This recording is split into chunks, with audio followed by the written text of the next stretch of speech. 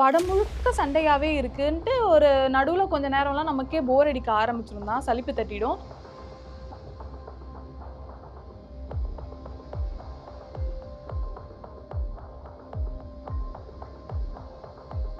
நம்ம ஆருத்ரா கோல்டு புகழ் ஆர்கே சுரேஷும் இதுல நடிச்சிருக்காப்ல. நல்லா தான் ஆக்டிங்லாம் பண்றாரு. கொஞ்சம் அந்த வம்பு தும்புக்குலாம் போகாம அவர் வேலைய மட்டும் கரெக்ட்டா பார்த்தா நல்லா தான் இருக்கும் போல.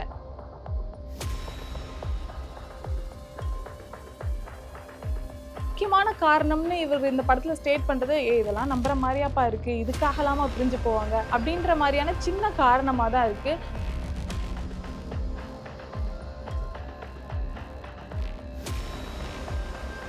இந்த படத்துல காமெடிக்காக யோகி பாபுவ வந்து கேஸ்ட் பண்ணியிருக்காங்களா? இல்ல ஜெனரலா ஒரு 10ஓட 11 கேரக்டரா தான் போட்டுருக்காங்களா? அப்படிங்கிறது தெரியல.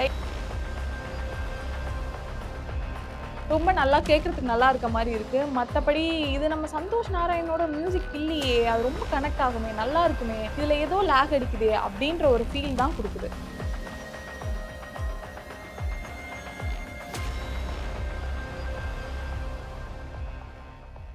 பாண்டியராஜ் இயக்கத்துல விஜய் சேதுபதி, நித்யா மேனன் நடிச்சிருக்கக்கூடிய தலைவன் தலைவி திரைப்படம் ரிலீஸ் ஆயிருக்கு.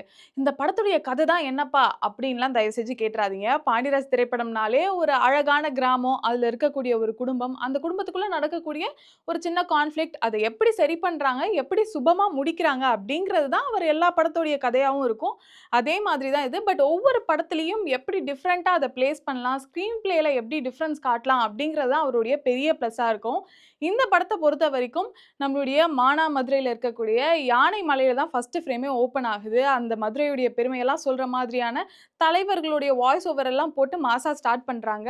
இந்த படத்தினுடைய கதைக்களமா இருக்கக்கூடியதே ஒரு கருப்பசாமியுடைய கோயில் தான். அந்த கருப்பசாமி கோவில்ல தனக்கு பிறந்த குழந்தையோடைய பிறந்த முடிய எடுக்கிறதுக்காக நித்யா மேனன், அவங்களுடைய அப்பா, அம்மா எல்லாரும் ஒரு பக்கம் புறப்பட்டு வராங்க. இன்னொரு பக்கம் திருவிழா நடக்குது மதுரையில.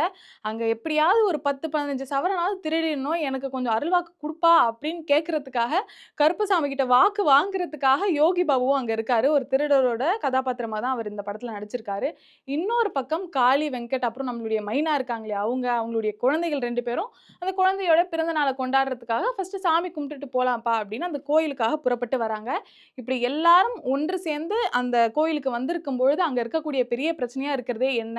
முக்கியமா ஹீரோவ பத்தி இன்னும் சொல்லவே இல்லையே. அவரு இன்ட்ரோ எப்போ அப்படின்னு கேட்டீங்கன்னா, நமக்கு முன்னாடியே ரிலீஸ் ஆன அந்த பொட்டல மூட்டை அப்படின்ற பாட்டுல கொஞ்சி கொஞ்சி குலாவிக்கிட்டு இருந்தாங்க இல்லையா? ஹீரோவும், ஹீரோயினும். அப்படி இருந்தவங்கலாம் இந்த படத்துடைய ஸ்டார்ட்டிங்லயே பெரிய சண்டையா நடந்து ஒரு 3 மாசம் கிட்ட பார்க்காம இருந்திருக்காங்க. ஸோ அந்த கான்ஃப்ளிக்ட் அந்த பிரச்சனைக்கான காரணம் தான் என்ன? அத சரி பண்ணாங்களா? அதுக்கப்புறம் அவங்க எப்படி சேர்ந்தாங்க? அவங்க சந்தோஷமா இருந்தாங்களா? அப்படிங்கிறது தான் இந்த படத்துடைய கதையாவே இருக்கு. இந்த படத்துடைய கதாபாத்திரம்னு எடுத்துக்கிட்டோம்னா, முக்கியமா விஜய் சேதுபதி. விஜய் சேதுபதி எப்பவுமே நம்ம இந்த பக்கத்து வீட்டு பையன் கேரக்டர்ஸ்லாம் குடுத்தா சூப்பரா பண்ணிருவாப்ல. அதுலயும் முக்கியமா தன்னுடைய பார்ட்னருக்கு சப்மிசிவா இருக்கிறது, அவங்களுக்கு அடங்கி போறது, இந்த மாரியான கேரக்டர்லாம் ரொம்பவே கியூட்டா பண்ணுவாரு. முக்கியமா இதற்கு தானே ஆசைப்பட்டாய் பாலகுமாரா, அப்புறம் காதலும் கடந்து போகும். இதுலலாம் எப்படி ஒரு சாஃப்ட் நேச்சரா குடுத்திருப்பாங்களோ, அந்த சாஃப்ட் நேச்சர ஃபோக்கஸ் பண்ற மாதிரியான படமா தான் இதுவும் இருக்கு. என்னதான் சண்டை காட்சிகள் இருந்தாலும், அது எல்லாத்தையும் தாண்டி அவர் இந்த சாஃப்ட்டா பேசுற டோன் எல்லாமே நமக்கு ரொம்பவும் பிடிச்சிருக்கும். ரொம்ப அழகா இந்த கேரக்டர கேரி பண்ணியிருக்காரு. அதே மாதிரி இன்னொரு பக்கம் நித்யா மேனன் எடுத்துக்கிட்டோம் அப்படின்னா, விஜய் சேதுபதிக்கு டஃப் குடுக்குற மாதிரியே ரொம்ப சப்பியான, சார்மிங்கான கேரக்டரா தான் இதுல பண்ணியிருக்காங்க. முக்கியமா அவங்க ரீசென்ட்டா நடிச்சிருந்த திருச்சிற்றம்பலம் படத்தையே எடுத்துக்கிட்டோம்னு வச்சுக்கோங்களேன், பெண்கள்னாலே ரொம்ப நளினம், அந்த மாதிரியான ஒரு அமைதி, அந்த மாரி விஷயங்களையே அழகா போர்ட்ரே பண்ணிட்டு இருந்த சமயத்துல, அவங்க திமிரா பேசுறது, ரொம்ப கேஷுவலா இருக்கிறது, இந்த மாரி விஷயங்கள்லாம் ரொம்ப அழகா அந்த படத்துல போர்ட்ரே பண்ணியிருப்பாங்க. அதே மாதிரி இந்த படத்துலயும் ரொம்ப திட்டுறது, சண்டை போடுறது, இந்த மாதிரி எதார்த்தமான கேரக்டர், பெண்கள்லாம் இப்படியும் இருப்பாங்கப்பா அப்படின்னு ஷோகேஸ் பண்ற ஒரு கேரக்டரா குடுத்திருந்தாங்க. அதையும் விஜய் சேதுபதிக்கு டஃப் குடுக்குற மாரி ரொம்ப அழகாவே பெர்ஃபார்ம் பண்ணியிருந்தாங்க. அண்ட் பாண்டியராஜ் படத்த பத்தி நம்ம பேசும்போது முக்கியமா நம்ம சொல்ல வேண்டியது இருக்கிற எக்ஸ்ட்ரா கேரக்டர்ஸ். ஒவ்வொரு கேரக்டருக்கும் பார்த்து பார்த்து ஆள செலக்ட் பண்ணியிருப்பாங்க. அந்த மாரி நம்ம தீபா அக்காவ முதல்ல எடுத்துக்கிட்டோம் அப்படின்னா, அவங்க நடிக்கிற படத்துல எதுலயுமே உண்மையா ஆக்ட் பண்ணியிருக்கவே மாட்டாங்க. ரொம்ப எதார்த்தமா அவங்களுக்கு குடுத்த கதாபாத்திரத்துல அப்படியே வாழ்ந்திருப்பாங்க. நார்மலா நம்ம டிவி ஷோஸ் எல்லாத்துலயுமே பார்த்தோம்னா கூட ரொம்ப எதார்த்தமா பேசி சிரிச்சுட்டு இருப்பாங்க. ஸோ அதே மாதிரி இந்த படத்துலயும் தீபா அக்கா ரொம்ப எதார்த்தமா பேசி, அந்த சண்டை வர்றது, திட்டுறது இந்த மாரியான விஷயங்கள்லாம் என்னமோ நம்ம வீட்ல நடக்கிற ஒரு சினோரியோ மாரியே அங்கேயும் கிரியேட் பண்ணி வச்சிருக்காங்க. அதே மாதிரி இன்னும் முக்கியமா சொல்ல வேண்டியது காளி வெங்கட் அவர்கள். அவங்கள இந்த படத்துல பெருசா யூஸ் பண்ணாத மாதிரி இருக்கும். ஆனா முக்கியமா மெட்ராஸ் மேட்னின்னு ஒரு படம் ரிலீஸ் ஆச்சு ரீசென்ட்டா. அந்த படத்துல ரொம்ப அழகா நடிச்சிருப்பாங்க. முக்கியமா நம்ம சொல்ற மாரி நம்ம ஃபேமிலிக்குள்ள இருக்க ஒரு அப்பா கேரக்டர் எப்படி இருக்குமோ, அந்த மாரி தான் அந்த படத்துல இருக்கும். ஸோ இந்த படத்துலயும் அவருக்கு பெருசா ரோல் இல்ல அப்டின்னாலுமே, ஒரு சீன் ரொம்ப எமோஷனலா கேரி அவுட் இருக்கும். அத ரொம்ப அழகா, தெளிவா எனக்கு குடுத்திருக்க ஸ்பேஸ் இதுதான். அத நான் நல்லா பெர்ஃபார்ம் பண்ணிடுவேன் அப்டின்ற மாதிரியே அதுல நடிச்சிருப்பாரு. அதே மாதிரி நம்ம ஸ்பெஷல் மென்ஷனா பண்ண வேண்டியது அப்டின்னு பார்த்தீங்கன்னா, ரோஷினி ஹரிப்பிரியா அவங்கள தான். இவங்க மெட்ராஸ் மேட்னி படத்துலயும் நடிச்சிருப்பாங்க. அதுக்கப்புறமா குடும்பஸ்தன் படத்துலயுமே ஒரு சின்ன ரோல் பண்ணியிருப்பாங்க. இந்த படத்துலயும் அவங்களுக்கு சின்ன ரோலா தான் இருக்கும். ஆனா, இது நம்ம வீட்டு பிள்ளப்பா அப்டின்னு சொல்ற மாதிரி ரொம்ப எதார்த்தமான ஆக்டிங்கா இருக்கும். கண்டிப்பா இவங்களுக்கு தமிழ் சினிமால இதுக்கு மேல வர படங்கள்லயும் நெறைய நல்ல வாய்ப்புகள் கிடைக்கும் அப்டின்றதையும் நம்ம நம்பலாம். அண்ட் இன்னும் ரொம்ப முக்கியமா இன்னொருத்தர் இருக்கா இல்லையா? நம்ம ஆருத்ரா கோல்டு புகழ் ஆர்.கே. சுரேஷும் இதுல நடிச்சிருக்காப்ல. நல்லா தான் ஆக்டிங்லாம் பண்றாரு. கொஞ்சம் அந்த வம்பு தும்புக்குலாம் போகாம அவர் வேலைய மட்டும் கரெக்ட்டா பார்த்தா நல்லா தான் இருக்கும் போல. நான் படத்துல தான் சொல்றேன். நீங்க வேற எதுவும் நெனச்சுக்காதீங்க.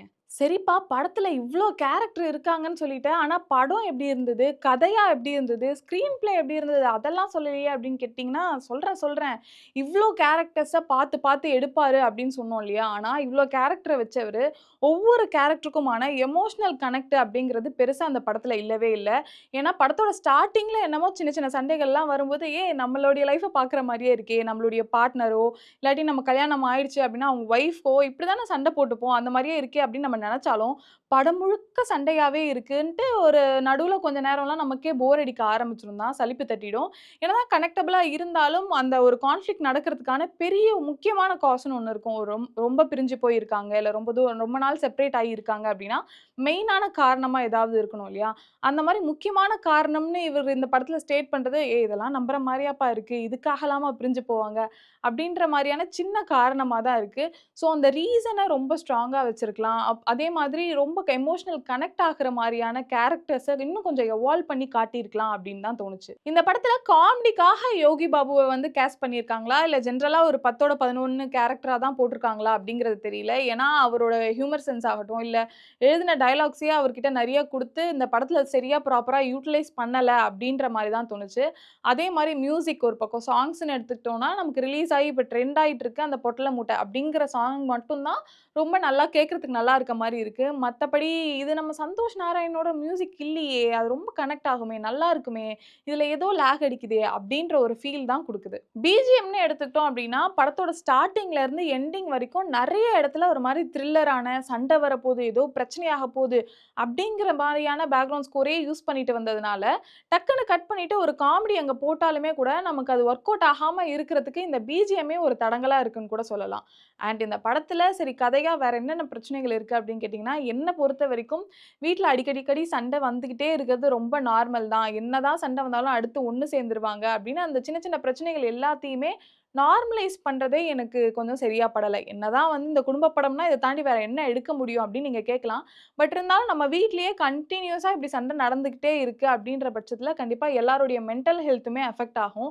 அப்போ உட்கார்ந்து அத சரி பண்ணணுமே தவிர்த்து அத வந்து குளோரிஃபை பண்ணி, சண்டை போட்டாலும் சேர்ந்துடுறாங்கல்ல. இப்படி சண்டை நடக்கிறது தான் நம்ம உறவ வந்து ரொம்ப வலிமைப்படுத்தும். அப்படின்னு அத குளோரிஃபை பண்றது எனக்கு சரியா படல. அண்ட் அதே மாரி டிவோர்ஸ்ன்னு எடுத்துக்கிட்டோம்னா, கரெக்ட் தான். சின்ன சின்ன பிரச்சனைகளுக்காக டிவோர்ஸ் பண்றது ரொம்ப தப்பான விஷயம் தான். பட் அது எல்லாத்தையுமே தாண்டி நெறைய வன்முறைகளும் நடந்துகிட்டு இருக்கு. குடும்ப வன்முறைகள்லாம் நடந்துட்டு இருக்கு. இந்த படத்திலேயே வந்து இந்த சின்ன சின்ன பிரச்சனை கடைசியில ஒண்ணு சேர்ந்துட்டாங்க அப்படிலாம் இருந்தாலுமே, வீடு புகுந்து எல்லாரையும் அடிக்கிற மாரியான சீன்லாம் வருது. ஸோ, அந்த சின்ன பிரச்சனை இப்படி அடிக்கிற வரைக்கும் வயலன்ட்டா போகுது அப்படின்னா, அதையுமே எங்களுக்குள்ளேயே முடிச்சுக்குவோம். ஒரு உயிர் சேதம் ஆனா கூட எங்களுக்குள்ளேயே முடிச்சுக்குவோம். மறுபடியும் ஒண்ணு சேர்ந்துக்குவோம் அப்படிங்கிறதெல்லாம் ஒரு லாஜிக்கல் எரர்ன்றத தாண்டி, இது நம்ம சொசைட்டிய எப்படி ரிஃப்ளெக்ட் பண்ணுது? இந்த மாரியெல்லாம் விஷயம் நடந்தாலுமே நம்ம ஓகே, எல்லா வாழ்க்கையும் சரியாயிடும். நம்ம இத அப்படியே கேரி அவுட் பண்ணி கொண்டு போலாம். அப்படின்ற எண்ணம் யாருக்குள்ளயும் வரக்கூடாது அப்படின்றது தான் என்னுடைய கருத்து. சின்ன சின்ன விஷயங்களுக்காக, சின்ன சின்ன பிரச்சனைகளுக்காக நீங்க டிவோர்ஸ் பண்ணாம இருக்கிறது சரிதான். பட் உங்க மென்டல் ஹெல்த் ஒரு இடத்துல அஃபெக்ட் ஆகுது.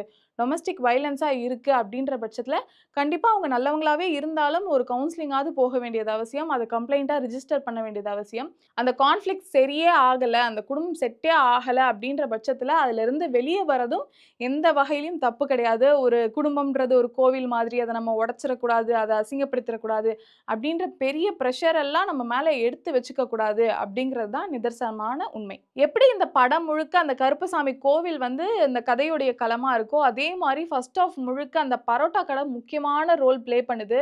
அதுலயும் முக்கியமா இந்த பரோட்டாவ பத்தின இந்த பரோட்டா இருக்கா, அந்த பரோட்டா இருக்கான்னு அந்த பேரெல்லாம் சொல்லும் பொழுதே, இன்டர்வல் விடும்போது நீங்க பாப்கார்னையோ, இல்ல போய் ப்ரௌனியோ தேடுறதுக்கு பதிலா, பரோட்டா கிடைச்சா நல்லா இருக்குமே அப்படின்னு ஃபீல் பண்ற அளவுக்கு அந்த பரோட்டாவ ரொம்பவே அழகா காமிச்சிருக்காங்கன்னு தான் சொல்லணும். ஓகே, இப்ப லாஸ்ட்டா படம் எப்படிதான் இருக்கு அப்படின்னு கேட்டீங்கன்னா, ரொம்ப எமோஷனல் கனெக்ட் எதிர்பார்க்காம, ரொம்ப இந்த மாரியான லாஜிக் எதிர்பார்க்காம, இந்த மாரியான சண்டையெல்லாம் ஏன் நார்மலைஸ் பண்றீங்கன்னு கேள்வி கேட்டு, சொன்ன மாரி கொஞ்சம் முற்போக்காலாம் ரொம்ப யோசிக்காம, ஒரு ஃபேமிலியோட நீங்க போய் என்ஜாய் பண்ணணும் அப்படின்னு நெனச்சீங்கன்னா, கண்டிப்பா தலைவன் தலைவி படத்த நீங்க தியேட்டருக்கு போய் பார்க்கலாம்.